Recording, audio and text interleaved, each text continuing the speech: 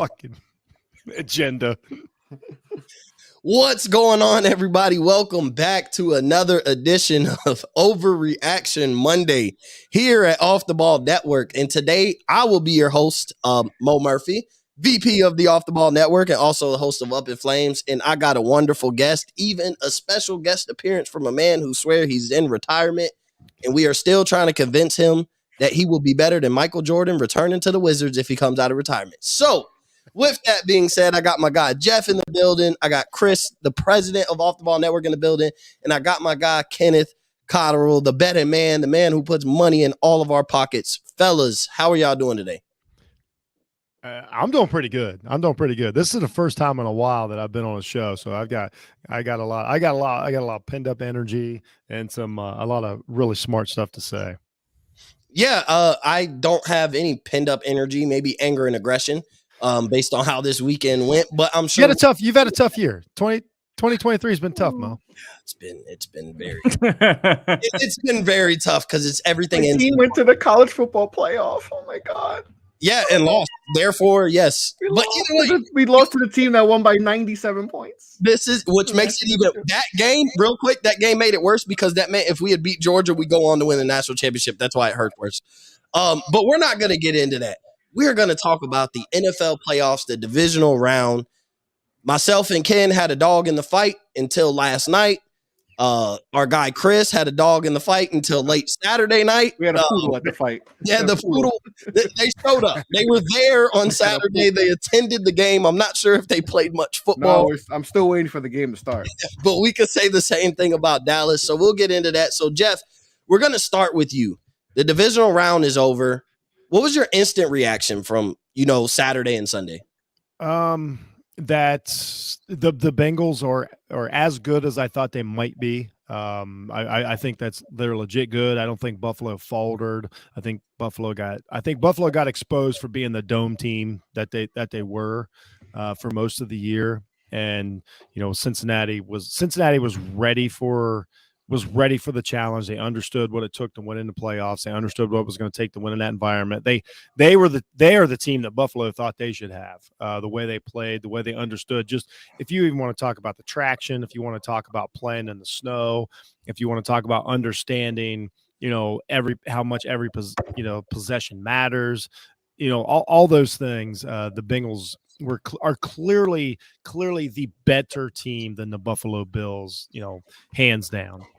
And something you said that's crazy isn't it crazy that the Buffalo Bills operate like a dome team and they play in that weather? Like they were supposed to be built for that weather, knowing that if you ever have a home playoff game in January, what it looked like yesterday is a high possibility in Buffalo.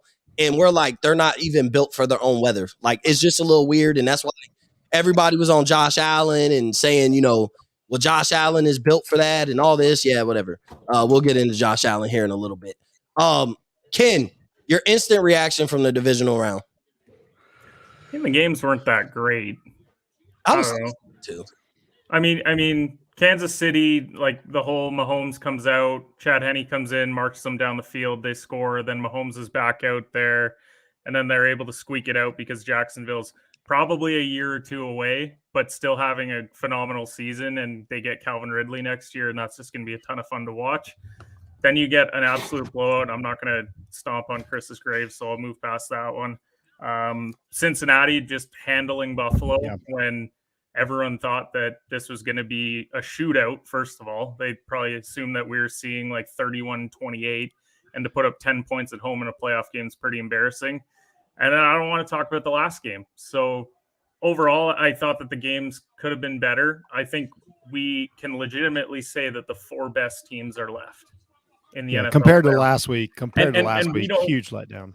Yeah, and we don't see that often. Like, it feels like there's that one team where you're like, were they really like, should they have been in the championship game? I don't think you can say that this year. Cincinnati and Kansas City were clearly 1-2 in the AFC, and Philly and San Fran going into the playoffs, everyone assumed it would be them. And then probably Buffalo and Dallas were 5-6 on the way out. So I'm excited for championship weekend because we get the best teams. Yeah, and I definitely agree with you. Like, And it's not about like, even if Dallas had won yesterday, like that game wasn't that entertaining, period, point blank. Like as a Dallas fan, like yes, as a San Francisco fan, you're 100% happy, you're ecstatic, you live to fight another week, but you also go away from that game and be like, man, that was boring, but we won. So at the end of the day, there's light at the end of the tunnel. Whereas opposed to Dallas, like even just watching the game, I'm like, God, like even if we pull this out, this has not been fun to watch by any means. And I'm the one who loves offense and hates defense in a sense. Like I want to see the 35-31s, 42-38. Like that's exciting football to me. But even still in a defensive battle, it wasn't like, when you watch defensive battles and you're like, man, these are two masterclass of coordinators going back and forth and the offense can't figure it out. It's really just sloppy football. Yeah. Like the Dallas 49ers game really was sloppy football, not two defensive masterclasses. It was just sloppy football. So yeah, I definitely agree with you there. Before we get to you, Chris, we got our guy Rob in the building. Rob, what's going on, bro? Hey, I'm happy to be here with you guys. Saw Jeff was hopping on, so I definitely had to go make time. Yeah, 100%. When you put Jeff in the building, you got to make time for Jeff because anytime he jumps on here, it's like we don't get these conversations as much anymore. So, Chris, your instant reaction to Saturday and Sunday. That's it. I'm saying, like, take the Giants fandom out. And I can't. That's all I care. I don't care about any other. I didn't care about any other team. Understandable. I didn't care. I don't care if the Cowboys won or lost. I didn't care about the Bills and the whole all that. I didn't care. I just cared about the Giants. And then I think the worst part is knowing the game is over after the first drive. Like the Eagles drove, and I was like, "Oh, it's over already." And then they scored again. They scored again, and there's 28-0 at halftime. It's just like, like really, like But other than that, that was frustrating. But I look at the bigger picture with the Giants. It was better. It was better than I didn't expect any of this to happen. A playoff win and all that, but disappointing with that game. But like I said, a lot of the games just weren't as we thought. Maybe the Bills and Bengals would probably be the game of the week, or but a lot of boring games and all that. But honestly, when the Giants lost to the Eagles, I tapped out. I did it. Nothing else mattered and all that. I'm just feel bad for Ezekiel Elliott on the last possession for snap from the ball, and he pulled. Remember when the Colts did that? Worst play call punt, ever.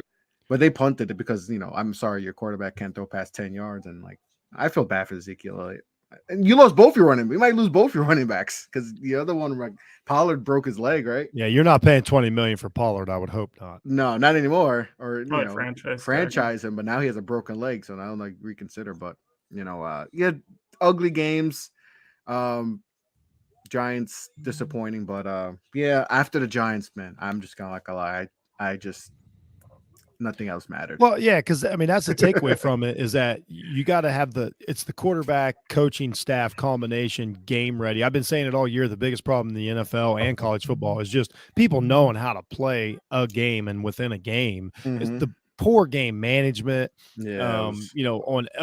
The Bills, I think the Giants, just got out teamed. You know what I mean? Like, There's a bad matchup with Eagles. They could have played better. Bad matchup. Yeah. Great season. Nothing. That's one of the teams that you don't want to lose, but just some real bad game management and understanding of where you're at on the field and what to do and how to get back in the game. And for this point in the season, it's a shame. It's a shame to see. We need to give Zach Taylor more love because it feels like every time we talk about like up and coming coaches and good coaches, I know he's had some issues. Well, he's the first one to tell you he deserves more love. I'm a little over the defending AFC champs underdog story, but look, they started off like what are they were 1-4. They started off struggled and they bounced did a back. great job. They're a good team. Back. They had the Super Bowl hangover, and we thought the Rams were having the same problem.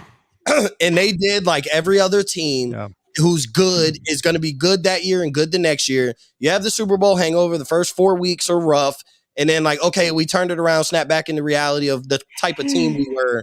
And they still played this like underdog role. And like, I get it, but the beauty of the talk about the overdogs.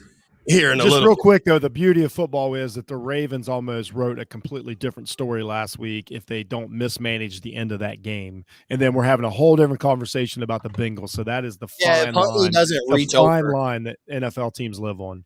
Yeah, and if Huntley doesn't reach over, it's a totally different game. So, Rob, before we move on to biggest winner and biggest loser, what was your instant reaction just watching the games this past weekend? I think you guys all hit it pretty much on the head. The games were very underwhelming. I fell asleep during the Bills-Bengals game, not going to lie. My wife is a huge Bengals fan, so I thought of any of the games I would actually watch all the way through would have been that one. I fell asleep, I think, even before halftime. The Kansas City game was mildly interesting, especially when Patrick Mahomes went out. But then Chan Henney did what Patrick Mahomes does and realized, oh, okay, Andy Reid is really him. Okay. And then Sunday night was great. Saturday night was great. No day for a Sunday night to take this loss, just like every year. So I'll say this about my two fellow NFC East teams. How are you the only team in the division not to be the Eagles at least once, and you get 3 tries at it? And then here we go. The Cowboys lost in the most Cowboys way possible. Yeah, they did. Hey, we were supposed to be there. Blake, go get on the Cowboys for whatever that happened. That was the most. In a second, they're gonna come in the next 2 seconds. We got time for Dallas points. Yeah, Well, I'll save it. But one point that I want to piggyback on that Jeff said for a long time is that sports betting's kind of ruined sports in a sense from like a viewing perspective, because I think that if you are someone who actively bets, you talked yourself into some of these games being really good when they really weren't. Like the Giants being +8. You're like, man, Giants might do it. Like the Giants really might do. And then of course everyone that bet Giants +8 after that first round, they're like, oh, I'm not covering. I told people out. Oh, I can't. I should stay away from that +8. That's shout out to Kenneth. He's right. Without again, it's legalized here in Ohio in January. Without the online sports betting, it would have been the most boring, I'll say 2.5 to 3 games, well, I mean, let's face it. How interesting was that late field goal by Jacksonville? I mean, that swung millions and millions of dollars. My wife's like, they're down by 10. Like, what are you talking about? I'm like, oh my God, they're going to, as soon as they get the ball back, I'm like, they're going to kick the field goal. So you're right. It definitely changed for good and bad, and bad. Yeah. Enjoyment purposes, some of it was better. Yeah. And to bounce even off of that, I think like with sports betting, it's ruined narratives on players because like when you bet on teams and then the player props become into a factor. So when you set a Dak Prescott over 1.5 touchdowns, like, oh, they're going to score 14 points. Yeah. And then when he doesn't cover, you're like, oh, this dude sucks, because losing money, like you view players a lot different. And essentially betting that could still be true though. But here's an example of it. Taking over how we looked at fantasy football for the longest. Like fantasy football is Travis Kelce. Yeah. Travis Kelce, probably people would go and bet like Travis Kelce over 100 receiving yards. And then he finishes with 98, but he's got 14 catches and 2 touchdowns. And then they're mad at Travis Kelce like he didn't absolutely ball out for Kansas City because they bet the over 100 yards. Like that's where it ruins it, because he was the player of the game for Kansas City. Like, he was the guy who showed up big. So we're gonna move on, and we're gonna be gloryful, and we're gonna talk about some of the big dogs, whether it's players or teams, before we get into basically killing the Dallas Cowboys and Buffalo Bills. That should just be a segment alone. The whole show doing that, please. After biggest winners, the segment is you're either going to kill somebody on Buffalo or somebody on Dallas, or both teams as a whole. Like that's what it's going to be. So biggest winner, Ken, I'll start with you. Who was the biggest winner for you? Player or team? Because I know you guys are going to touch on all the other teams, I actually think Jacksonville comes out as a winner just from this entire postseason run. Because first of all, they got into the playoffs. Shout out to the Titans for absolutely melting down the stretch. But this probably accelerated expectations for this team by a full season. Because if they miss the playoffs, okay, next year's Trevor's year. You get Ridley, whatever. They get a playoff win under their belt. they take Mahomes to a single possession game. Yes, I know it's a late garbage time score to make it a single possession game, but you're going to look at this team next year and you're going to be like, okay, this is probably one of the top 4 teams in the AFC next season because Lawrence played well down the stretch. Run game's really solid. Defense is coming around. They can still address some of these things in the draft. They got plenty of weapons. I just think they come away as a winner because that's the sort of game where you look at it now. And I loved what Trevor Lawrence did at the end of the game. He goes into the tunnel and he waits for every teammate coming off the field. He's saying the like great year, like being a real leader early on in his career. And I think they rally behind the guy next year and they're going to come out as big winners because of this run. Actually, I like that take a lot. Actually, he's definitely on my short list. Yeah, and then when you look at the best thing about Jacksonville is they're young. Like they don't have a bunch of salary cap issues. Like their main guys that you want around for the next couple of years aren't up for extensions for the next couple of years. So they don't have to worry about, well, because of our success, we're going to be, taking a step back because we're going to lose some guys because they've outplayed their value. Like all their guys important to that team are under contract for the next couple of years, or they're young and they're not getting big money for the next couple of years. So Jacksonville definitely, just the season as a whole, was winners. Chris, who was your biggest winner? My biggest winner was the Cincinnati Bengals because they dominated a team that I thought was my pick to go to the Super Bowl. A lot of people's picks to win the Super Bowl, and they went in there and they whooped that. They whooped them, and everyone thought because of the emotional, effects of Damar Hamlin coming there, and now there's conspiracies that wasn't even him, which is kind of, I woke up to that to TikTok and I'm like, whoa, what is going on and all that. It's a bad rabbit hole to go down. TikTok and don't open up TikTok in the morning. It'll scramble your head. But the emotional effects of that, and sometimes seeing if that's going to help Buffalo prevail, but.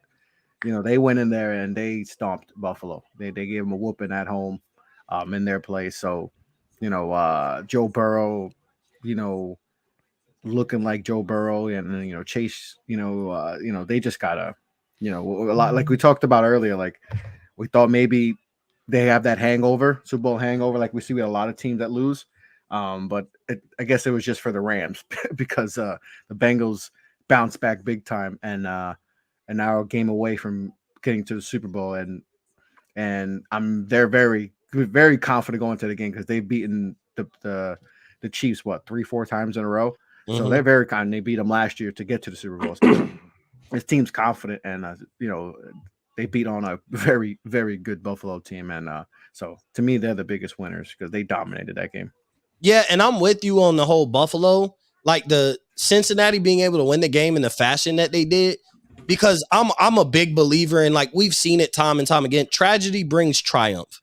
And like all the tragic things that happened in Buffalo with Damar Hamlin, the shooting, multiple people losing their lives in the snowstorm. Like they really had like a bad past couple months as a city and then as an organization. But usually like it brings triumph and they seem like a Cinderella story. We saw it with like the Saints winning the Super Bowl after Hurricane Katrina, even on a smaller scale, but something that I know is like, it just seemed like after the offensive lineman was found dead for the Ohio State team, and then they would go on and win the national championship. Like, I'm not saying they did it for him, but when there's tragedy around a team, seems like triumph prevails and they become the Cinderella story. They become the media darling. Everybody wants to see them. When you stop having a dog in the fight, you find somebody to root for, and you root for somebody like Buffalo. I never did, never will, but even still, like, you still just think it brings triumph. So I could see where going into the game, like a lot of people were behind Buffalo and felt confident that it just seems like it's their time to get over the hump and kind of turn the Damar Hamlin into a wonderful Cinderella story that would be a part of all the Cinderella stories in sports history. So Cruz, biggest winner. I gotta go San Francisco 49ers, and here's why. They have essentially proven that is a plug-and-play position at quarterback. We've been talking so many years, the last almost 20 years, of how quarterback is the most important position in all of football. We've moved away from a time where a Trent Dilfer or a Rex Grossman can lead a team to a Super Bowl. Back then, it was all about the running backs. I know, Jeff, you don't want to hear it, But I know Oh, you I remember remember back time. then. I remember Well, back then. if you had yourself a LaDainian Tomlinson, you were set to make a playoff run year in and year out. Now we've gone to a running back by committee, and if you don't have your superstar quarterback, or even if you just don't have a more than above average quarterback, you're not making playoff runs. The Niners are doing this with mystery relevant, a 7th round last pick of the NFL draft. And he's not playing lights out. He's not putting up Patrick Mahomes or Josh Allen numbers, but Kyle Shanahan is putting him in positions to not fail. And I've said this time and time again, you at times, and ironically, that's what the Cowboys needed. And yesterday was for Dak Prescott just to not suck. I think what's his name on FS1 said it. Just needed Dak to not suck yesterday. And That's for the most, and he did. I mean, and Dak didn't get much help from Mike McCarthy, as we saw, which he never has. But just the fact that they're pretty much, let's say everything goes the 49ers way. They beat Philly, win or lose the Super Bowl, is irrelevant at that point. You're now talking about a head coach that has been to a Super Bowl with Jimmy Garoppolo and Brock Purdy. At that point, you can let Jimmy G go. Like there should be no issues in letting him go regardless, because at this point, the reason you didn't want to let him go before is because you still weren't really sure if Trey Lance was that dude. So you wanted to have a viable backup. Now, fuck it. Sign me. Let me be Brock Purdy's backup next year. We'll be fine. Let me hand off to Christian McCaffrey. I can throw little dink-dunk passes to Christian McCaffrey and slants to Ayuk. We'll be fine. Kyle Shanahan, what he's done, and the fact that he has Brock Purdy for the next 3 years under a 7th round rookie contract, which I think in comparison to people like Patrick Mahomes, he's making about 12 cents a game. Yeah, basically. And then on top of that, like I think with the 7th round, I think you're only like guaranteed your first year while making a roster. Like I think essentially they're gonna have to re-sign Brock Purdy, which they will do. It's still not gonna cost that much. Like at the end of the day, Brock Purdy ain't showed you he's a $40 million quarterback, but he's not like guaranteed any year after his first year, if I'm not mistaken. So like he's gonna have to get a new contract, and he'll probably make like 7-8 million over the next 2 to 3 years. Like obviously very team friendly, but they'll rock with him and know that they have a cop out if they find out later time that he's not that guy. Jeff, who's your biggest winner? My runner-up, couldn't decide. My runner-up is actually Mahomes. I think he won a game in a way that people, question whether he can. People because of the way he carries himself and his attitude and the commercials and everything. A lot of people doubt, Patrick Mahomes, how serious he is, how dedicated he is. Like he's just hated on for one of the great players that we've ever had. I think the dude's legit hurt. I think that he knew he's like, I just got to go out and win this game. And that's what you have to do in the playoffs. He did it. It was a bit of a nail biter at the very end, but I was proud of how he played. I buy it just because he doesn't, go up to the podium and tell you how tough he is or act like, you know what I mean? He's got a different attitude. I buy that he's legit hurt. And I think he is in this, this upcoming game. So, I thought he was real close, but I think the overall winner is, when I really think about it, and it's been the whole season and especially going into the playoffs, is just modern football fans. Look at the quarterbacks that we have driving, these games, these young guys, these active guys, these fun players. It's not, it's not the old guard. It's completely different. I feel comfortable, in the hands of these, these young guys with the game going forward. So I think like if you're just like a young, modern NFL fan, you're like, okay, I kind of remember the NBA did that in the early 2000s, kind of switched over, and we're like, okay, here we go again. We're done with that. Like Jordan's not coming back. Ewing, Jordan, Barkley, all those guys, like, that their window's closed. It's time to move on. Like Kobe, Shaq, Iverson, and all these guys, lead us into the future. LeBron comes along. It's how I feel we're at the NFL now. Like I feel we're at the official changeover.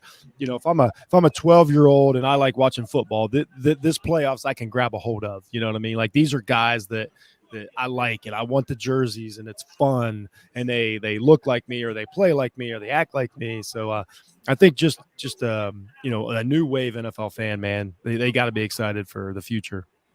Yeah, and that's what's crazy about the playoffs is like once Tom Brady got knocked out, like you looked and like Dak was the oldest starting quarterback of the weekend. Like when you really look, like dude's not even 30 yet, and he was, Dak's what, 27, 28 years old. And He's 29, believe it or not. So he's 29. He was the oldest starting quarterback left in the playoffs once Tom Brady got knocked out. So it was a perspective of like even going into this weekend, like we're in the new era of football. Like for the next 10 years, a lot of those guys that took the field on Saturday are going to be familiar names in the playoffs for the next 10 to 15 years, essentially. I mean, most of these dudes are under 20, like at about 25, 26 years old anyway. This is the new era of quarterbacks. Before we move on to biggest loser, my biggest winner, it's really tough, but it's Joe Burrow, man. Like he's changed the conversation. Like I said, he would if he won the game this week. And it's, going into the season, it was who's the best quarterback in the NFL, like Josh Allen or Patrick Mahomes. And everybody was like sipping the Bills Kool-Aid and sipping the Josh Allen MVP Kool-Aid. And it was like, I don't like how they rode the underdog role. Oh, everybody forgot about us. But like talent-wise, those two dudes were it. I never really thought Allen was over Mahomes, but that was the conversation. And then here goes Joe Burrow. He beats Kansas City in the regular season. He was on his way to beat Buffalo. I don't care what anybody say. Looking back, watching that game yesterday, the way it turned out, that's the way it was heading towards in the first quarter prior to the tragic, Damar Hamlin injury. Like that, it was heading that way as well. They had dominated the first drive. They were starting to roll on the second drive. They held Buffalo to a field goal. Like how that game turned out was how it was going to turn out on that Monday night, whether people like it or not, because it was just going that way. But I just think it's Joe Burrow. Like to me, he's the second best quarterback. He's the second best quarterback in the NFL to me. I think the conversation is now like, leave Mahomes alone. He's in a world of his own. And like, who's better, Joe Burrow and Josh Allen? And I'm giving Joe Burrow that for the way he's played all year, the way he played last year. He's in another AFC championship game. Like, and you just look at the Bengals as a whole and you're like, man, this is something they could have for years to come. Like their core is pretty young too. And so like you're looking at the Bengals and like the only question you have is, can ownership keep this core group together? Because the more outplay your contract. Just real quick, it's so impressive what the Bengals did with their defense over the last year with all the free agents and the stout defense that they've built around a bunch of interchangeable parts and new guys coming in. It's been so impressive to see. Yeah, 100%. I mean, but it's just like Joe Burrow. And I mean, Joe Burrow's the guy, like he grabs your attention as like a young fan. Like he's definitely the up and coming kids. Like him, Mahomes, like he's their favorite quarterback and he has the swagger about himself, but I don't think he's putting on a persona. Like I think that's just Joe Burrow. No, he's just a weird dude, man. Yeah, and I think his swagger came about when he got to LSU, and you can see it because like this dude, he was actually worse in high school. But like he got around. To me, it's like just him. He got around Jamar Chase. He got around Justin Jefferson. And then you see how Justin Jefferson. You're saying he got seasoned, Mo? He got seasoned around the brothers? Yes, because you seen Justin Jefferson do it like with Kirk Cousins and had him with the chains and stuff. But I think it's more natural with Joe Burrow of just being like a cool, laid back guy. He doesn't really let anything bother him. He talks trash and it comes off as cocky to some, but it's confidence. Like he believes in his abilities and what he can do. And to be honest, just seeing the growth of Joe Burrow. Like this was a guy who transferred from Ohio State, went to LSU. His first year at LSU, he wasn't even considered a good draft pick. Like he was, if he would have went to the NFL, then he goes and he becomes the number one pick. He wins the national championship. Then he gets hurt, and you're like, oh my God, like this is going to be tragic for the rest of his career. This might be a what could have been and not a whatever was. And then he comes back, goes to the Super Bowl, comes back again, goes to AFC championship game. Like, sometimes when you witness greatness, you just appreciate it. And like Joe Burrow is just constantly like. See what happens when you put talent around a quarter, like a player, and like. Well, I think it's I think it's game plan. It's the game plan quarterback combination is so important. I think we saw it with the Giants this year. We saw it with the Eagles this year. Without a doubt with the Bengals, it's like we're seeing it with San Francisco. It's the combination. And I don't think Josh Allen has it. I think obviously Josh Allen's plenty good enough to still to be the best quarterback in the league, but their game plan just sucks. How they manage games and losing Dayball was huge. We saw it with Phillip Rivers. Phillip Rivers for almost 2 decades. Like, you got to get the right combination of those two. They don't have to be the best of each. They just have to, they have to be Bill Walsh and Joe Montana. That's the pattern. that you want to come up with. Yeah, 100%. So we're gonna move on to biggest loser. I'm changing the order of how we doing this. I'm going first off. There's only one loser. I know everybody's about to kill the Dallas Cowboys. So I'm going to give everybody their opportunity. I'm going first, Jeff going second, Ken going third, and the 2 Cowboys killers is going last. So my biggest loser, yes, you can say the Cowboys. Irrelevant. Buffalo Bills. It's the Buffalo Bills. Everybody can tell me whatever they want to tell me about Dallas, and y'all are going to rain on the parade and kill Dak and everything. But Dallas didn't have the same expectations as the Buffalo Bills. When you looked at they didn't. You can't make that face. You can't take what Dallas Cowboys say about their team and make that as a real expectation. Buffalo, bro, it's a fact. It's a fact, and I'm not arguing with this. The Buffalo Bills were the favorite to win the Super Bowl by far. They were by far the odds-on betting favorite, and it wasn't close who was second. Josh Allen was hands down. They handed him the MVP. We handed Josh Allen the MVP, and we handed the Buffalo Bills the Super Bowl before a game was even played for a team who had got knocked out in the second round the year before. It ain't like they were the AFC champs. We completely disrespected Kansas City, completely disrespected Cincinnati by just handing the Buffalo Bills the preseason favorites of being the darlings. Everybody told me their defense is going to be great. Josh Allen is the best quarterback in the NFL. What did they do? Them losing in the second round makes their season a complete failure. When you come in and the expectations is to win a Super Bowl, everybody's sipping the Kool-Aid of the Buffalo Bills winning the Super Bowl. Everybody's buying that Josh Allen is going to surpass Patrick Mahomes. He's going to be the best player in the NFL. He's going to win the MVP. That was the expectation for Buffalo. They changed the overtime rules for the Buffalo Bills because of a situation that happened to them. If Josh Allen had got the ball back, they changed the rules. They didn't. So their expectation was, okay, and even still, with them not being able to play the game, they changed the rules again to benefit Buffalo. Doesn't matter for Cincinnati. Cincinnati wins the game. They don't get even though they had the same record, they don't get a neutral site game versus Kansas City because they were in third place. But if Buffalo, we don't want to mess Buffalo out of a competitive advantage because these are our preseason darlings. We got to hand them everything possible because I get it. It was a tragic situation, but we're just going to give them every advantage possible. But then we got Cincinnati who made it, same record, and was going to beat the Buffalo Bills on that Monday night. Always could be speculation, but you've seen it on Sunday. They proved that. Bro, their season was a failure. Like, they're not the only, their season was the biggest failure.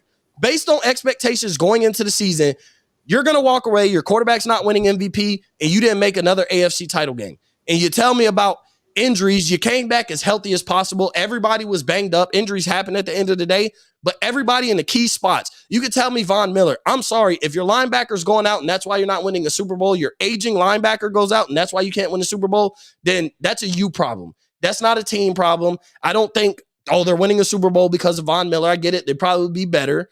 But I'm just saying, based on expectation, the Buffalo Bills season was the biggest failure because they're not back in the AFC Championship game.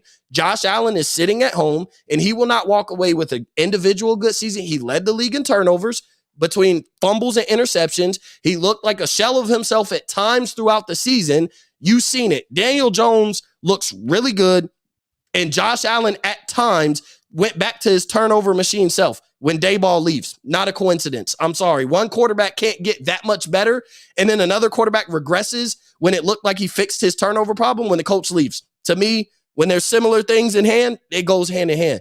They have the biggest failure. I know everybody's going to kill the Cowboys, rightfully so.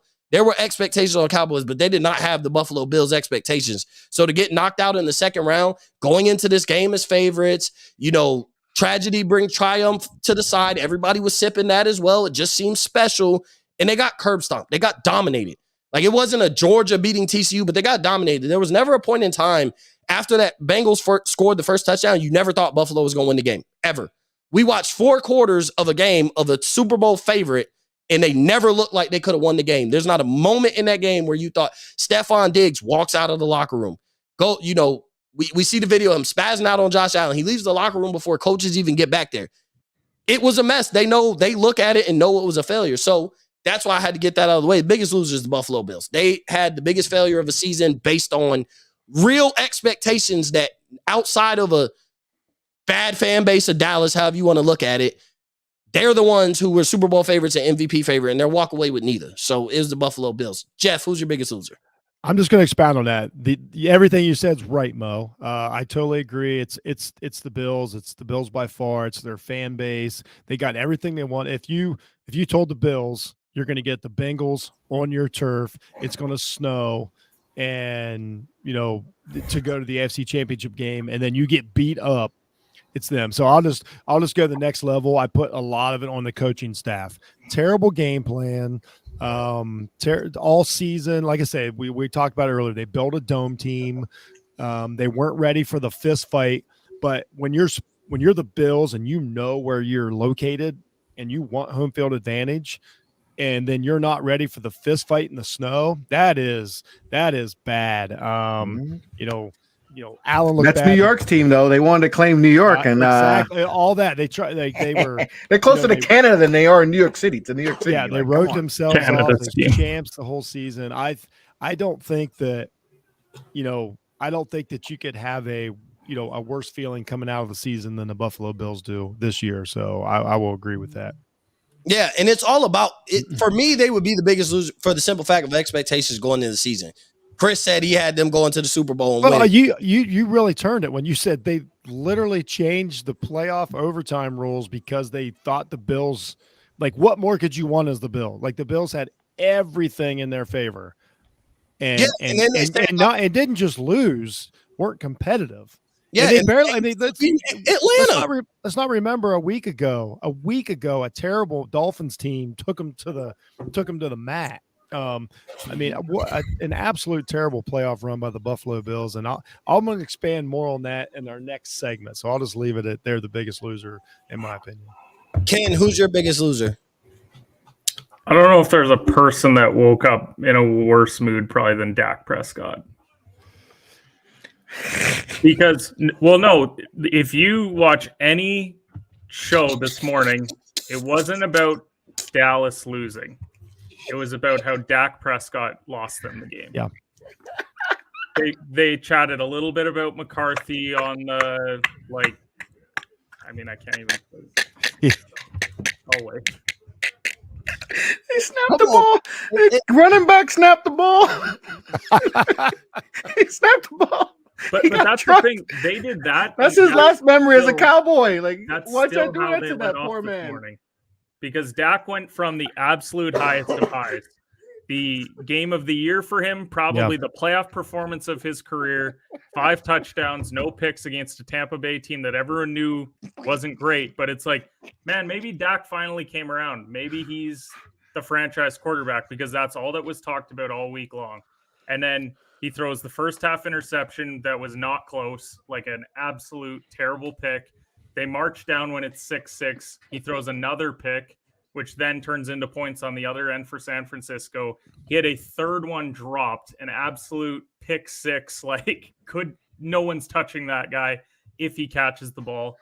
And now he's being absolutely roasted for it, and justifiably so. If you're going to be the franchise guy, and no one loves being a Cowboy more than Dak Prescott. Nobody. Like, that guy lives and breathes being like the Cowboys quarterback.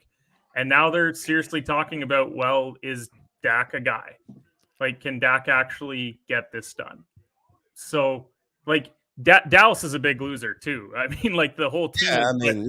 But what you're hearing is, McCarthy didn't call a great game, but Dak threw 2 picks, should have been a third. Dalton Schultz doesn't get anything for his late game, just back-to-back boneheaded moves. I wanted to pick him. I just don't care enough about him to pick him as biggest loser. Enough, but my goodness, there's a lot of things that I put that stuff on McCarthy because your team's just clearly you And they're can't not prepared. you can't punt in that situation. Like, here's what I told everybody today. I said, if I told the Dallas Cowboys divisional round versus Brock Purdy, you're down by 7, you got like what, 2 minutes and 30 seconds on the clock, you would sign up for that contract in a second. Yeah. And to punt, just inexcusable by the coaching staff, by Dak, by everybody involved. But I mean, this is just Dallas in a nutshell, and they've done it for the last couple decades. Of they come back with the same team, or maybe like added one piece, and they're expecting a different result. It's insanity. Defense to think is that you can keep bringing it back. Defense is really good. I mean, we're not going to do a Dallas podcast, but defense I know. played really well. It was just there's something not clicking there when San Francisco's defense will screw with you because they have guys like Fred Warner in the middle that can just, and Dallas has that guy too. They have Parsons that can just mess with your head because you're like, okay, I got this mismatch on a middle linebacker, and yet, he can cover my receiver. That you don't expect that. Every other team, those seam passes or touchdowns and stuff. But just that's what I mean. It's all about a lack of preparation. Dak's a good quarterback, but he definitely he showed his flaws again last night. As much as we all like people just tend to like the guy. I think he tries, but sometimes he hits his ceiling in the worst moments possible. And that's where what I mean is he went from the highest of highs to the lowest of Great lows. game last week. And that's why he's the biggest loser, because he went from being here to I don't know if you guys saw the Dallas social media team that absolutely threw him under the bus on Twitter yesterday. Oh yeah, everybody was tripping about that. Like, Dak throws 2 interceptions, and that's why we lost the game. But we don't. In a nutshell, is what the tweet we don't is. talk about that. His, after Pollard goes out, his running back is. Well, I don't know. What do we call Zeke at this time? I mean, also Michael Parsons hasn't shown up in 2 months, so. And so that's what I mean is, like, then the social media team piles on to that. He has 2.5 sacks since the Giant game. Well, Parsons has been playing a lot of coverage. But I can't. Nah. He was talking all that stuff. You can't say he did, but you can't say he didn't have. He's also a linebacker, and you also can't say he didn't have an impact when he was rushing Brady and had Brady fear for his life. He put his hand on him and Brady threw it in the dirt. We're not going to do that. We're not talking about Tampa. Parsons played pretty well yesterday. You said 2.5 months, so you. I mean, he has 2.5 sacks. I mean, you guys, everyone bragging about him. He's a linebacker, but you can't use that now as an excuse why he has 2.5 sacks since November. He's a linebacker though. Like he plays both. He's a hybrid player. So like, yes, he goes to get the quarterback. He also drops in coverage. Like he plays both. So he's not going to just have 18.5 sacks. He's not Nick Bosa, who literally plays on one side of a defensive end as a defensive end, and that's it. But either way, Rob, who's your biggest loser? It's the Dallas-Fort Worth area. Dak Prescott, CeeDee Lamb. How is CeeDee Lamb the biggest loser? How do you let a linebacker keep up with you? Step for step. Oh, Frank Warner. I mean, Fred Warner's pretty. How do you call out the one guy who literally had a great game yesterday, and you're like, yeah, he's the biggest loser? Well, one because he let a linebacker keep up with him step for step. These linebackers are running 4.5s and 4.4s now. Yeah, what are you talking about? My man Fred. I can't get on board with that. What are you talking about? He didn't let Chris keep up with him. It was Fred Warner. Also, because he plays for the Cowboys, and I'm going down the list. Okay. That's fine. Going down the list. That's all right. If you think CeeDee Lamb, is slow, then say it. Yeah, no. Who cares what they say? Who cares if the Cowboys? You're right. I will say this about CeeDee Lamb. He should have gone past him. He's a linebacker. I don't care how. I want to get a little we'll go a little bit. Bruce. We'll go down this a little bit. CeeDee Lamb isn't quite that guy. Like he's not. He's a really good guy, but he can't carry a team. And he's not supposed to be. They didn't draft him to carry a team. I don't know how they screwed that up. You know what I mean? They had the perfect, other receiver in CeeDee Lamb. Like he's a T. Higgins. Like everybody keeps telling me T. Higgins is like that dude. He's going to go to a team and try to be that dude. He's not going to be that dude. Like Jamar Chase is that dude. You know what I mean? Like Jefferson's that dude. Then you got the next guy, and that's a CeeDee Lamb. And it was too much for him to try and carry that team yesterday. He's a high level 2, a low level 1. He's a 1.5. Yeah. CeeDee Lamb is not him. He met him at one point in his career and thought it rubbed off on him. But no, CeeDee Lamb, he's probably he's definitely, a solid 2 anywhere else in the league. But my main biggest loser, the biggest loser of all losers, has to be Mike McCarthy. Yeah, because how in the hell do you 2 years in a row, same round of the playoffs against the same exact team, you called the two dumbest plays, like situationally speaking, the two dumbest effing plays you could possibly draw up in a freaking playoff game. Last year, the quarterback sneak with 13 seconds left with no timeouts. Stupid. Yeah, I wouldn't even do that. I wouldn't even do that in Madden. You don't even do that in Madden, bro. Let alone a divisional playoff game. And then you come up with, whether it's him or Kellen Moore, I don't care at this point. Both of them need to be thrown into the trash. Your best play when you need a touchdown, your best play is, hey, let me get my crop top wearing running back to play center.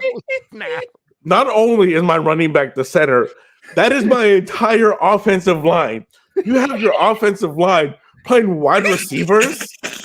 That's what you come up with when you need a touchdown for your season. I just gotta say, I really like this play design, but it did not work. But when I even do that in flag football, let alone when I looked and see what he was doing and setting up that wall, I didn't hate it. I get what he's doing, but even Greg Olson said this looks like my Pop Warner formation. But there was no reason to have the running back snap the ball. I know they wanted another. Absolutely not. They wanted to embarrass that man on his way out. Yeah, but here's they the wanted thing. to embarrass him. If you wanted another athlete on the field, why would you pick your sort of fullback? Like, I didn't understand that part. Because Mike McCarthy. Because Mike McCarthy does not care about winning. All he got his Super Bowl to his name. That's all he cares. Oh boy, him and Rodgers really ride that Super Bowl. Yeah, of course they do. Oh my goodness. And McCarthy, he's just in it for the money. Has anybody ever been more satisfied with a Super Bowl than Aaron Rodgers in the history of football? No. Has anybody ever been like maybe Trent Dilfer? But that's because Trent Dilfer knows who he is. That's fair. But dude, he's not in the conversation that Rodgers. Right. That's why I said Trent Dilfer knows who he is. Like Aaron Rodgers. I like that answer. Like maybe John Elway because he won it late. That first one he won really late and was really satisfied. But man, I just Rodgers is just like, no, I'm good. You only got to get. Oh yeah, he's worried about his MVPs next year, whatever team. But of all the plays you can come up with, and again, I slightly do understand what Mike the. No, yeah, I actually like the play design. No, because but you got to do that shit week 3. No. Dak Prescott needs to get the ball out quicker because I will guarantee you the plan was as soon as that ball hits Dak Prescott's hands, it's out. The linemen are up forward and they're laterally. We have all your linemen in front blocking for you. That was the plan. But Dak Prescott decided to take a 3-step drop. and let his receiver get murdered. You think when Zeke fell over, Dak was like, could that be the least expected thing that Dak Prescott could have thought of at that moment? You know, like, a naked man could have ran on the field at that moment, and Dak would not have been more surprised than Zeke Elliott getting rolled. My team lost 38-7, and still not more embarrassing. It's crazy. The Dallas Cowboys. The whole time, I'm almost thinking like you got mollywopped from the beginning of the game, all game. I could have dismantled 38, and no one cares because the Cowboys. Person the Cowboys about the Cowboys is you lost 38-7. I know, nobody cares. My team wasn't even in the playoffs. That's a different type of hate. This is why we need the Dallas Cowboys in the world. But that's a different type of hate that like I lose 38-7 and I find satisfaction in my loss because another team lost late in the game. Like I saw that play. But Mo, but when you were watching the Giants getting pummeled, you were like, this is fine. Well, it was kind of tough to even root for that game. NFC East team. Freaking Philly winning the game. Yeah. Like, I would love San Francisco doing that for the, but like, I'm like, God, I'm watching the Giants and I can't even say nothing about the Giants because the freaking Eagles are over here winning. Like, where am I in this game? Yeah. The fact they did my boy Zeke like that. They're like, Zeke, Zeke's probably like, all right, I'm going to get the ball. I'm going to ladder with this. Here's what I want. No, you're going to be the center in this play. Wait, what do you mean center? Like basketball center? No, like the center. You're going to snap the ball. You're all three. Ready? Shout out to San Francisco for being like, I'm just going to go and push him down. Like, he could have panicked. He's like, I'm just going to go push him down. And I get the whole thought process that Zeke is a great blocking running back, but it's totally different sitting there and snapping the ball as opposed to being able to pick up a block. I wish they had a camera from the opposite end zone zoomed in on Zeke's face. I got to say this, though. Real quick, though. We're sitting there killing Dak. Y'all know he makes $50 million next year. No, right? he's a win in their life. $50 million. Good. You know what's crazy? Dan Orlovsky said this. He said this on the show today, and I said it made all the sense in the world. He literally said, Dak is such a great guy that if you like Dak, you want Dak the person. Like, you want the player to be as good as the person, and he's just not. Like, Dak's a great dude. Like, as a Cowboys fan, you love Dak the person. I think it would be easier if he was more unlikable. Yeah, you want him to be like Burrow's unlikable. Like, if you're not rooting for Burrow, like, I could totally see how you could. I like guys like Burrow. I can't stand people like Dak Prescott and Russell Wilson. But he's still unlikable. Dak's not even. We're not putting Dak and Russell Wilson in the same. All right, Chris. He's kind of there. No, he's not. He's not even. No, he's. I think so. I think they're the same. I think those are. Yeah. Very he's like a cousin. He's like a distant cousin of. Yeah. He's like the cousin. He's like the cousin that like would hang out with Russell, and he would like take him to the mall, and they would go do stuff, and they'd be like, "Oh, I like your little cousin," and Russell would be like, like that kind of cousin. Oh wow, he big brothers him. So, Chris, we're not letting you expand because you've had your just name your biggest loser so we can go to the last segment of biggest overreaction. I'm not even gonna go. You already know. It's the Dallas Cowboys. It's Dak Prescott. It's not the Dallas Cowboys. Specifically, I feel bad for the defense because the defense did their thing. Yeah, it's Mike McCarthy. Except Micah Parsons. Apparently, he's the worst player in the league. Yeah. Or MVP. I 2.5 sacks since that Giant game, but I'm just saying. But I digress. But offensive play calling was bad. You guys know I'm dedicating the rest of my night to just like all the Parsons stats. So Chris, like, just to prove Chris wrong. Like, I'm so upset right now that he said that. I know. That's part of my Cowboy. This is why I quit. No, that's my Cowboy hate. That's part of my Cowboy hate. I would just read stats too. But yeah, it's the offensive. That was just awful play calling. Dak wasn't good. Yeah, I get it. The whole offensive of the Cowboys, not even defense. Defense was because they played good enough to win the game. They had to do was play decent. The defense did their thing. The defense, even Maher, freaking he came back to and looked like a reliable. I tell you Lawrence, man, that dude's a baller too. I like that guy. DeMarcus, yeah. Dallas secondary is not as good as they think they are. I will say that. They're not good at all outside of Diggs. Yeah, when they come into playoff football, like they really broke. They should have took that game. If you put Cincinnati secondary back, they have there, a really good front seven. The Cowboys, that front seven's that's and then they have Diggs, so they ride the tail of Stephon Diggs. Yeah. I mean, not Trayvon Diggs being so good that he's sort of so good. He's good. He's really good. This year he improved. Like last year, he was a lot better than he was last year. He's a lot better as far as I would say that both Eagles corners are better than Diggs. Well, they also have a front seven that got 70 sacks this year, so that helped a lot. I think Diggs plays behind a pretty good front seven. I would take Slay over Diggs any day of the week for sure, though. So we're gonna move on to biggest overreaction. I think this one is gonna be fun. I think anybody's overreaction, we all need to hear each other out because I have one, and you're going to think I'm crazy at first, but I'm going to expound. Well, we know that Cruz is going to win. Well, I'm going to expound on my thing before you just kill me. So, Jeff, we'll start with you. Biggest overreaction. The Buffalo Bills window, this current window is shut. I think that, I think that they figured out that there's a flaw in the process. I think Allen, has something about emotionally, he's taken a step back. He has trouble playing with emotion. Every game, every big game, except for the Kansas City game, you could really see it in his eyes, the way he wore it. I think their overall structure is bad. They don't have a running game. I don't think that they have a playoff winning team built as we do. I think they have a regular season team, but that doesn't get you anywhere. I honestly think that there's a lot of rebuilding. Everybody Buffalo that watches the Buffalo Bills every week tell me Leslie Frazier has got to go. It's a complete failure on defense.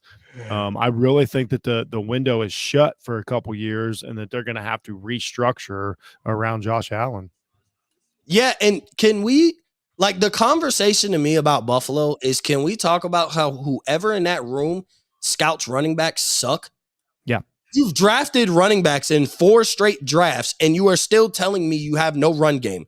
Well, They the should've went offensive after line, McCaffrey. the They offensive should've line, been in on McCaffrey, man. offensive line isn't that good. Their secondary has taken a step back. They were kind of living on white there for like this team's not as good. This team is not as good as we think. They were living on borrowed time. They needed to cash in last year. This team needed to cash in last year when they were healthy.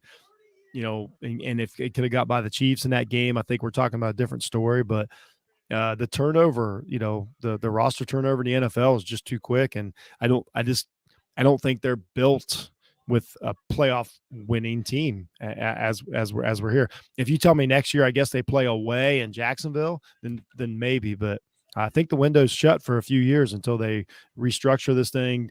We see the writing on the wall. We know how it's going to go. I like to defend these guys, but Diggs is obviously, the ship has sailed. I don't think Allen is the personality that can live with a guy like Diggs. I think he needs a Tom Brady type wide receiver crew. I think he needs 5 guys that do different jobs and do their job well rather than dynamic players. I think Gabe Davis can be an awesome part of an offense, but I don't know if it works, across from, Diggs. We've seen it a million times. When a quarterback cares that much about one receiver, it fails. I'm not blaming Diggs. He's an excellent receiver, but the system breaks down, and it takes him too much time. The pass routes are too long, so therefore defensive lines get to him. Allen is not seeing the defense. I mean, safety blitzes from 10 yards back.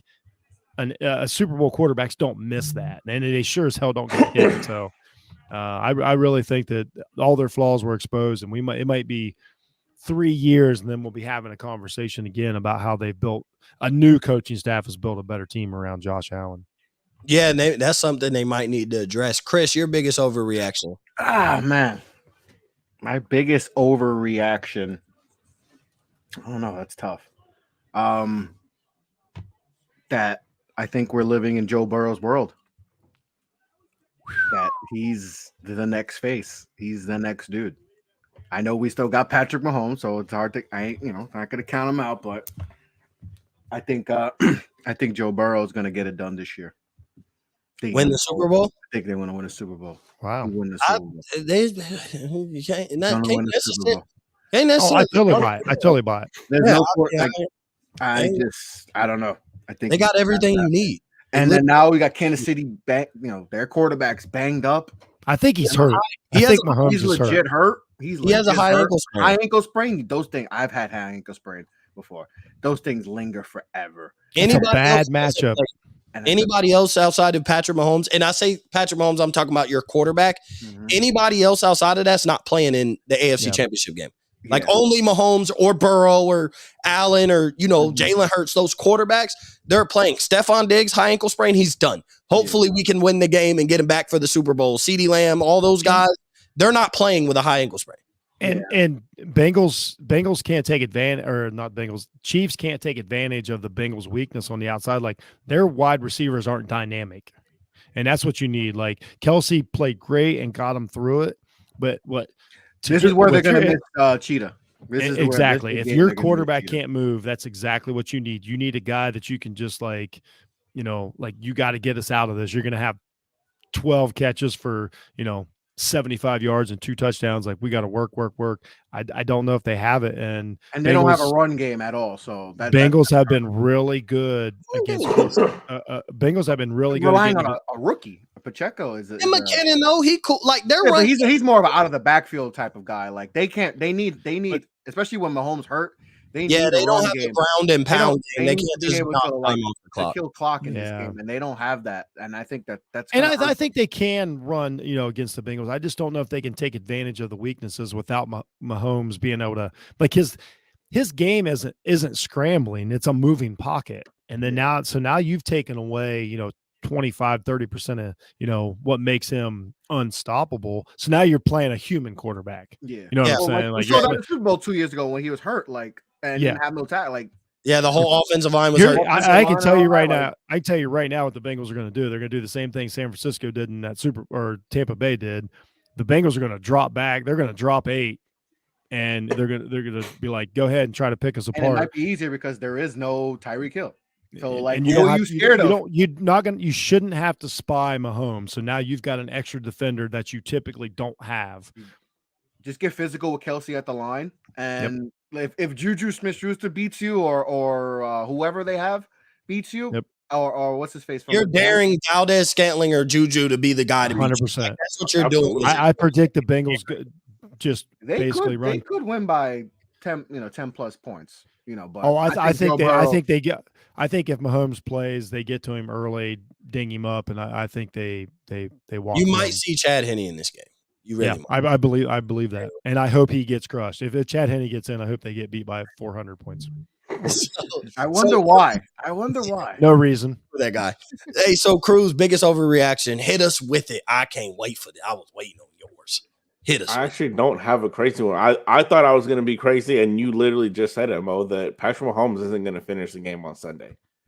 Then you guys hit every single point. Like, they're going to force MVS to be the guy. They're going to force Juju to be that guy, which back, Juju thought he was him, and he had him next to him, and he didn't know it at the time. And they're going to beat Mahomes up, and it's going to be such a bad game, ugly game for the Chiefs. They're just going to pull Mahomes and say, you know what, let's see what Chad Henne can do. I don't think Patrick Mahomes is for a guy like Mahomes too, because it does. Like Cincinnati, if they win this game and they win the way we think it could go, and obviously we're not coaches, but the game plan is very simple for Cincinnati. If they go and win this game, we're automatically throwing Joe Burrow in the especially if he goes and wins the Super Bowl, we're throwing him in the best. And it's like Mahomes isn't healthy, and it's no excuse, but it is it sucks for Mahomes to basically lose out in an argument by default and have no ground to stand on until next season. Well, but here's the thing, though. Joe Burrow's undefeated against Patrick Mahomes. He's 4-0 against him. He's not facing Mahomes. He's facing the Chiefs' defense. It's totally different. Like, when they say quarterbacks are undefeated against certain quarterbacks, it's like you're not facing Mahomes mano-a-mano. You're facing the defense. And we know the Chiefs' defense can be got for the past couple of years. We know that. So that's where, when we look at, yes, he's undefeated against the Chiefs, but it's not Mahomes plays really good against Cincinnati too. It's just somebody got to win that game. And so he's facing the Chiefs defense. The Bengals defense is better than Kansas City defense. So it's also a tougher task, even with Tyreek Hill, for Mahomes to beat Cincinnati because they have a better defense. The only person they could pick on was Eli Apple. That was it. But they have. How does he still have a job? I take back my Joe Burrow win a Super Bowl. I do not want to see Eli Apple win a Super Bowl. So I take everything I said about Joe Burrow. I never root against a player, but I've never rooted against a player more. I just want to know, when did he become just the most hated? No, but he's been doing this. First of all, it started with him and his moms when they got to the Giants. All right, and it's from the jump. The minute he got drafted, it started, and then he just was trash from the minute he played, and suddenly. They get to the Super Bowl, and now this man is talking. He immersed himself. He played good in the playoffs last year. No, he did not. Overall, in the playoffs, he played decent. He was feasible. He was a feasible corner. He's not a talking trash like I could be able to talk trash to you. When you go to a Super Bowl, even if I gave up 100 yards, but I reached go thank Joe Burrow for that, and Chase and Jamar Chase. But Joe Burrow, if we were to be real about Joe Burrow for a second, Joe Burrow is an elite quarterback. To me, he's the second best quarterback in the NFL. But we are not going to act like Joe Burrow has had to prevail and be the reason why. He played terrible last playoffs. His defense has played really good. His defense bailed him out all through the AFC playoffs last year. Let's just be real. Not Eli Apple, though. Okay, but his defense. I'll give you anyone credit. I'm not giving Eli Apple. They have bailed him out when he got sacked 9 times. Yes, he made some plays, but he also played bad. But the defense didn't let Tennessee do anything. I get it. It's Tennessee. But at the end of the day, Ryan Tannehill could have picked them apart if they weren't a good defense. Like Joe Burrow hasn't. Where's the game where we're like in the playoffs? That's the guy. Like Mahomes has that game. Josh Allen had a game and lost. Like the game where we look at Josh Allen as the guy was last year against Kansas City and he lost. Joe Burrow doesn't have the elite performance that you look at and you'd be like, that's why. You point to the Super Bowl where he came within a plate, he lost. Like he lost in his great game. Last week. I think last week was all Joe Burrow. But last week Joe Burrow had to overcome Joe Burrow. Joe Burrow had to overcome one of the worst offensive line performances we've ever seen against the Titans. But his defense stepped up. Like we always talk about the offensive line, but like his defense stepped up. He did have some bad games. Like let's be honest. But at the end of the day, Joe Burrow still had to score points with that offensive line. He's had to do something with that offensive line. Second half of that Chiefs game last year, he was really good. He was, but there's a point. I'm not taking away from Joe Burrow. I think he's the second best quarterback in the NFL. I really do. But I'm saying, like, we talk about, like, Joe Burrow does have the moments where, like, he gets bailed out. Just like any great quarterback, we could talk about Tom Brady in a couple Super Bowls. Like, if it wasn't for his defense playing great against the Rams, who knows if they win? They only scored 10 points and won a Super Bowl. So it's not to take away from anybody's greatness, but I think I'm the only one that loved that Super Bowl. I don't know why. I just thought it was fantastic. That was the worst Super Bowl ever. I know, people hate that. I'm going to give my biggest overreaction. Hear me out before y'all kill me. Hear me out before you kill me. The Dallas Cowboys are going to draft a quarterback. Listen to me. In the third round. They're going to address wide receiver. Listen to me. Another third round quarterback. No, so that's gone. The last one worked out so well. The last one. You want a noodle arm quarterback? Dak went in the fourth. You want another biracial baby? Jeff's formula is exactly why this is going to make sense. They're going to address their two first round quarterback. He said, "Let's go. Let's wait 3 rounds." You're not listening to me. Give me a second. You don't draft one in the first round because you're sending a different message that I don't think you need to send. If you're not getting Stroud, Levis, or Young, you are not drafting a starting quarterback. And I don't even know if all those guys are starting quarterbacks. Oh my gosh, no. You address your wide receiver need. You address your cornerback need. Those are your first 2 draft picks. In the third round, there are a bunch of really good guys in this draft that they will be really good if the expectation is nothing for them. Dak Prescott has 3 years left on his contract. We know how these NFL contracts work. Essentially, before he could get traded or cut, he has 2 years. So what you do— I was going to say he's really got 2 years. He's got 2. So you draft a guy and you groom him. The expectation is that you hope Dak prevails and you don't have to move on from him and you sign him to another contract. But if you don't, in this draft, there are a lot of guys that if I could groom him for the next 2 to 3 years, we will be able to move on because you are going to have to answer conversations of, are you going to pay Dak Prescott? And I don't think right now, if you're just losing, if your ceiling is you keep losing in a divisional round, you're not going to give the guy another fat contract for that to be the end result. So you go get a guy in the third round. You got to make the playoffs in the NFL. Take it from a Dolphins fan. You got to get there. But you groom, you're taking a guy low risk, high reward. You're just grooming him. You're not putting, if you take Anthony Richardson in the first round, you're putting all the pressure on Dak Prescott. There doesn't need to be that pressure right now, but you got to think. Well, why wouldn't you put pressure on Dak Prescott? Because if you're not getting CJ Stroud, Bryce Young, or Will Levis, you're not getting a starting quarterback in the first place. So you're not going to get Anthony Rich. Oh, yeah, we got a project guy. That's cool. But now the pressure, you don't want to see him in the first year at all. And the minute Dak, you don't want to grab a guy in the first round. And the minute Dak plays bad, if you draft him in the late first round, there's not the pressure as if he's yeah.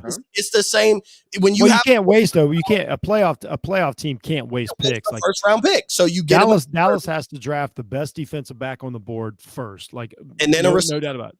Like Best I think defensive that's back on what the they're board. looking at is the best DB and a receiver in the first 2 rounds. Mhm. You get a quarterback. You are thinking later on down the line because you are going to answer business decisions on whether Dak's going to be the long-term answer. But getting a guy in the 3rd round, you put no pressure on him next year. If Dak plays But great, you guys have pressure regardless, so it doesn't really matter. that's not. You guys are pressure. You guys are expected to win the Super Bowl But every if year. you take a guy in the 1st round, you're putting pressure. The minute your quarterback plays bad, you're calling for his number and you're calling for the guy that you drafted in the 1st round. You're not doing that for a 3rd round quarterback. Who's the kid that went to Minnesota like that? Is he still playing? Kellen Mond? Kellen Mond? No, he's out not. of the league. He's a, But that he got drafted the same way. Like talk but about a guy. that never, way doesn't always work. We see that a lot. That there is no way that always works. Kellen Mond went out also real when way. Kirk Cousins got hurt. So he had to be seen anyway last year. Like Kirk Cousins did, and then you see him in preseason. What I'm saying is you draft a guy, you're grooming him. The plan is we tuck him away. He's a 3rd round. Nobody's going to be calling for Dak's number. But when it's time to have the conversation in 2 years, if you're still a team that can't get past the divisional round and you feel like I have a roster, this can't be the ceiling, because you can't tell me Jimmy G can reach a Super Bowl. You can't tell me Brock Purdy can play in an NFC championship and then tell me the ceiling is 1 playoff win a year for Dallas. I cannot believe that that's the ceiling when you're watching Jimmy G do it. You're watching you're watching Brock Purdy play in the NFC championship. Like, so if that's the ceiling for a guy like that, then why can't Dak get that? So over the next couple of years, you evaluate that, but you have a guy in your back pocket that if you do move on from Dak, you've had a guy within the system for a couple of years that you can start the conversation. But I totally agree with that. There's nothing wrong with drafting a backup quarterback. Nothing. Yeah, you're not bad enough. Like you draft a backup quarterback. You're not bad enough to get a high-end quarterback. You don't want to be that bad. You know you can make the playoffs. You know you can win the division with Dak. But if that's the ceiling over the next 2 years, in that 5th year of his contract, you're having the conversation of is he getting cut or traded? That will be the conversation in 2 years. I mean, honestly, though, isn't that how they got Dak? I mean, Romo was That's the exactly starter, what they correct? did with Dak. And it worked did out. that I with mean, Dak. But that doesn't always work out, though. Like No, there's plenty no. of teams that have done that with the drafting a quarterback. Giants have done that before with drafting a quarterback in the 3rd round, and But drafting a quarterback number 1 doesn't you work. guys out. are win now mode. Like you got a you take backfield. Your offensive line is aging. Quarterback in the 3rd round.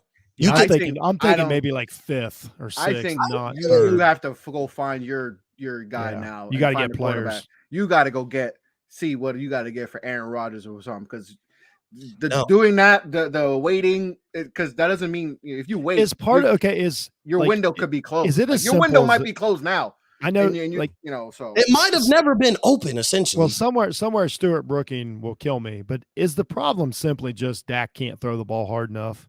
he can't. He really can't. Like I know I keep saying this, and everybody keeps telling me I'm wrong. But like at some point, you got to be able to throw the ball really hard. He couldn't throw the ball yesterday. Like he just couldn't. That's a real thing. He just couldn't make. He couldn't make the throw. I think Dak is really good, but I think he might have just reached like as good as he can get with his physical abilities. And I've always said I think Dak is very good. I don't think he's great. He's not going to jump into this great category. We don't have Patrick Mahomes back there. I think he's a division playoff quarterback. I think he's exactly where he. But when you have a roster where you feel like you're good enough to win, what you do is I understand. We got the same problem in Miami. We got 2. Yeah, because you're not going to. There's no way you're telling me 2 is going to the AFC Championship game. Like you're not going to go out there and be like, oh yeah, we're going to trade everything for Aaron Rodgers because you're giving draft capital, you're giving up Dak as well. Like you're saying, build a team around a team that already made the playoffs. Well, I think if they would get away from a quarterback centric coach like McCarthy, they would have it. Like I think if they have Shanahan as a coach, that they're a much better team.